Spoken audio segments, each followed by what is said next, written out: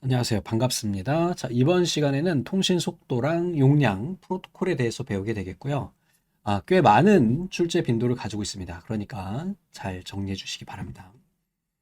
자, 우선은 통신 속도는 변조 속도랑 같아요. 이렇게 변조 속도라고 하는 건 앞에서 이야기한 대로 아날로그를 디지털로 변환한다든지 할 때 사용하는 거죠. 우선 꼭 기억하셔야 될 거는 모노비트는 1비트고요. 디비트는 2요. 트리는 3, 쿼드는 4예요. 요것만 기억하시면 우선 됩니다. 신호 속도는요, bps로 표현돼요. 신호 속도는 변조 속도 곱하기 변조 시 상태 변화수예요. 상태 변화수가 1일 경우에는 변조 속도와 bps가 속도가 똑같겠죠.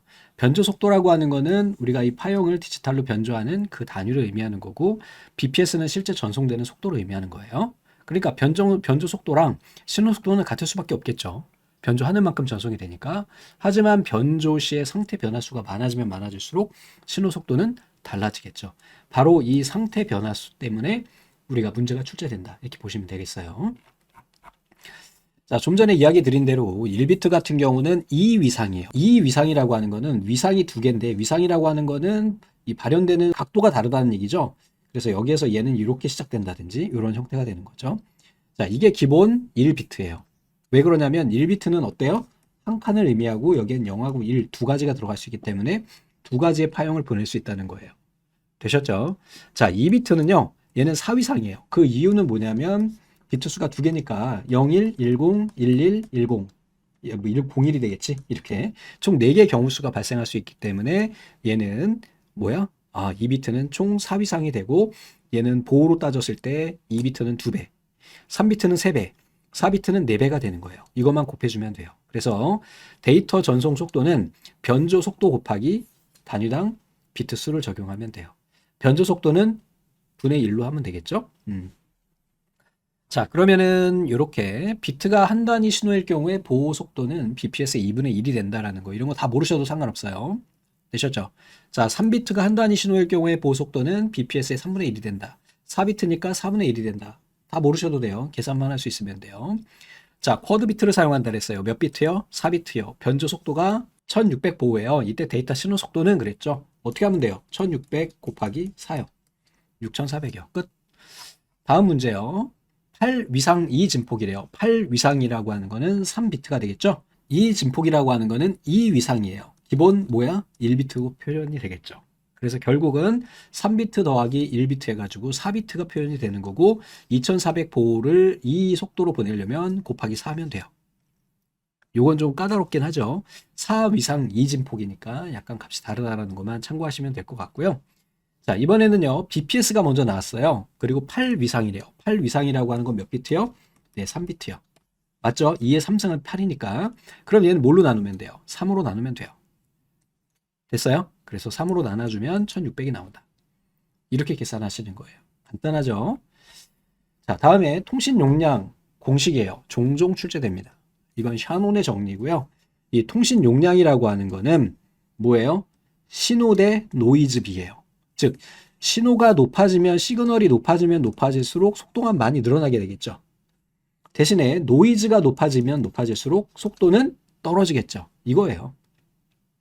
됐죠? 그래서 이 공식 C는, 이건 밴드위스예요. 대역폭, 그 다음에 로그 2에 1 플러스 시그널 대 노이즈 B, 이렇게 되는 겁니다.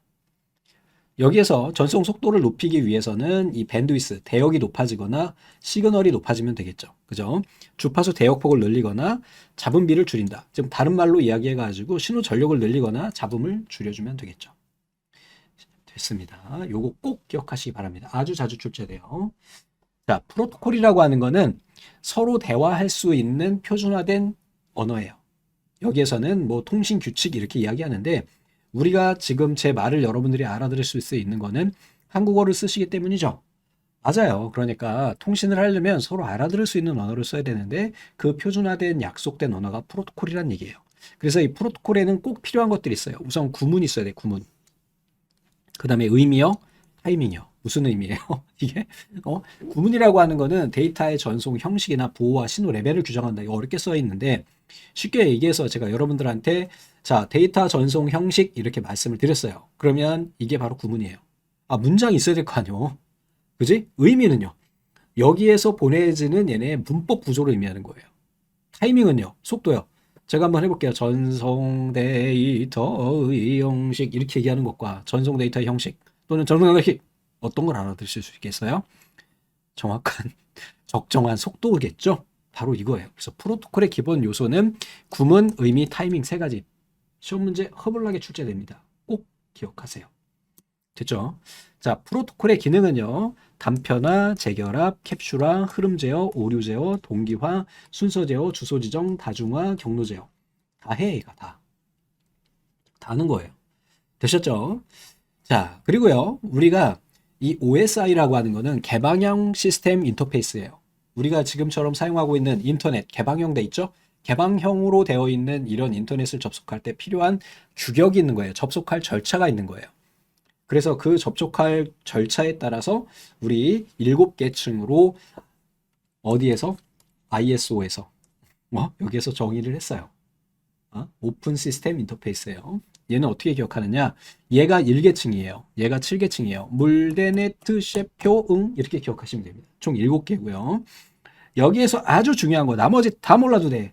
다 몰라도 돼. 뭐만 아시면 되냐면 전송 계층과 네트워크 계층 두 가지만 아시면 돼요. 자, 네트워크 계층이라고 하는 아이는 뭐냐면 실제로 주소를 할당해요. 그래서 얘는 경로 설정을 담당합니다. 그래서 네트워크 계층에서는 경로 설정을 하고요. 경로 설정을 하려면 어떻게 해야 돼? 우리가 택배 주문하려면 뭘 넣어야 돼요? 우리 집 주소요. IP 주소요. IP가 주소니까. 맞죠? 자, 그럼 주소가 연결이 됐어요. 그러면 택배 기사님이 우리 집을 알았어. 그럼 뭐 해야 돼? 택배를 갖다 줘야 되겠지. 맞아요? 거기에서 실제로 데이터를 주고받는 전송이 이루어지는 거예요. 거기서 사용되는 프로토콜이 바로 TCP와 UDP예요. TCP가 바로 Transmission Control 프로토콜이에요. 즉 전송을 제어하는 프로토콜이라고. 되셨죠? 우리가 우선은 택배를 주문을 하려면 뭐가 있어야 돼요? 쿠팡에 가입해야지, 그지? 그게 이제 물리계층이 되는 거고요. 데이터 링크는요. 쿠팡에서 우리 집에 배송이 가능하대. 그걸 확인하는 거죠. 그 다음에 주문을 해요. 주문을 할 때 주소를 넣어요. 그러면 기사님이 가지고 와요, 우리 집에. 세션은 뭐냐면 이 배송되는 데 있어서 문제가 발생하지 않도록 물류 관리를 한다고 생각하시면 돼요. 그리고 표현 관리는요. 택배 왔습니다. 또는 문자가 오겠죠. 이런 것들. 응용 계층은요. 실제로 얘네를 주문할 수 있는 쿠팡 홈페이지를 응용 계층이라고 이야기하는 거예요. 큰 그림으로 기억하시면 됩니다. 대신에 이것만 기억하세요. 다른 건 다 몰라도 돼. 네트워크 계층과 전송 계층인데 네트워크 계층에서는요. 뭐예요? 경로 설정을 해요. 그래서 대표적 프로토콜이 IP예요. 전송 계층에는요. 실제 전송을 해요.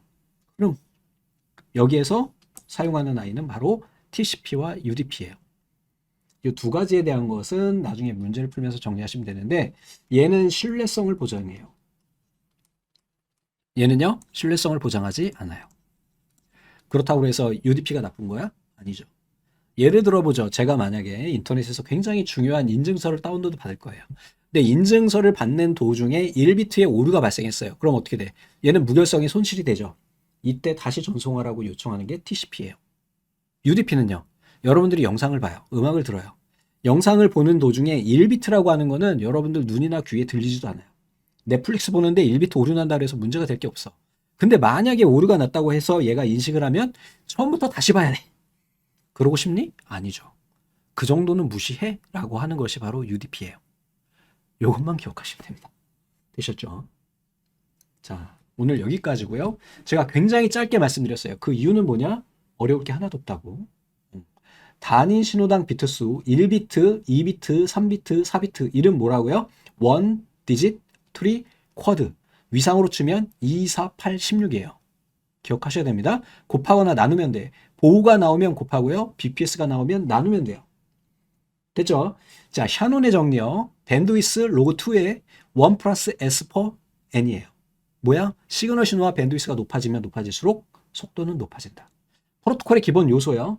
구문, 의미, 타이밍이요. 문장이 있어야지. 걔 의미가 있어야지. 시간 맞춰서 보내야지. 당연한 내용이죠.